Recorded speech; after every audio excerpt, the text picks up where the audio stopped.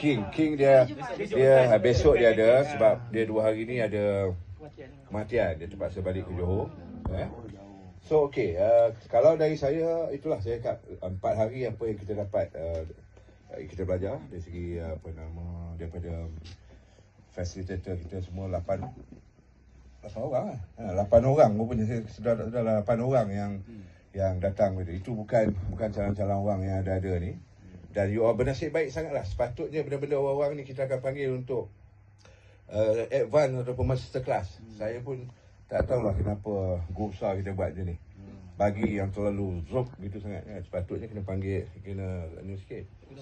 Takut terkejut. Takut nanti kejutan budaya. So abang cakap jangan kejutan budaya. Nasihat abang begitu saja. Satu hari bila you all jadi pengarah, be humble. I think beberapa facilitator pun cakap begitu.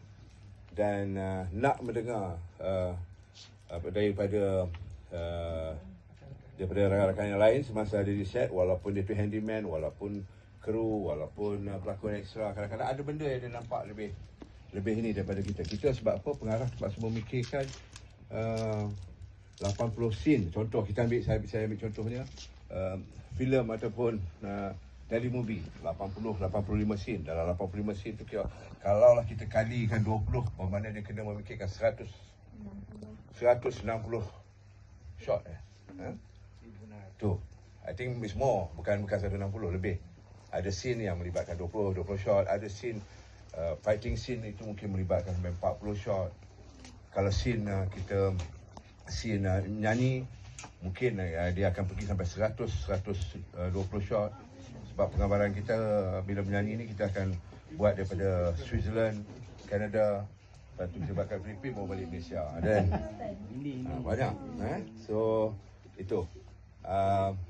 So terima kasih banyak kerana sudi berada dalam kelas ni. Memang kita akan rasa tertekan bila duduk dalam kelas mungkin dengan cuaca yang sejuk, dengan terpaksa berada lebih kurang 4 jam salah satu sesi.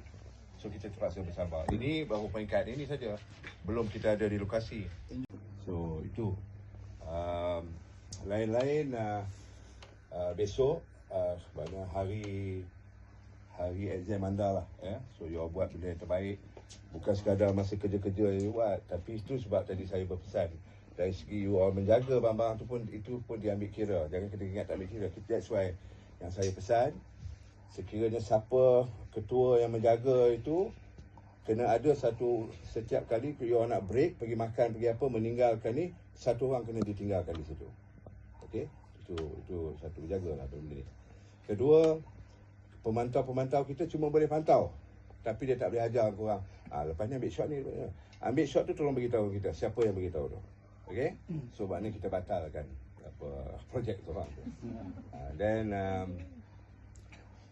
lain-lain tu nak bertanya, tanya awal.